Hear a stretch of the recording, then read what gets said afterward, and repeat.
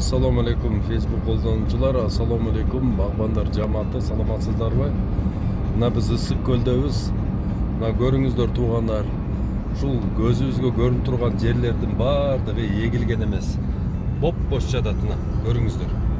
Мына ушул жерде канча миңдеген гектар жерлер жатат. Эч бир освоить этилген эмес.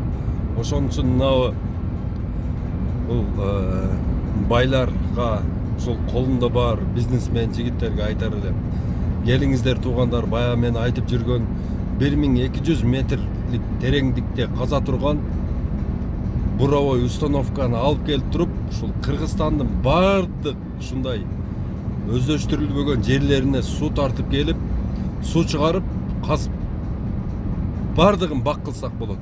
Туугандар, келиңиздер, бардыгыбыз жапатырбак ушуга аракет кылалы. Шунун бардыгы биздин жерибиз. Мына биздин элибизди бакчу жерлер кысыр жатат да.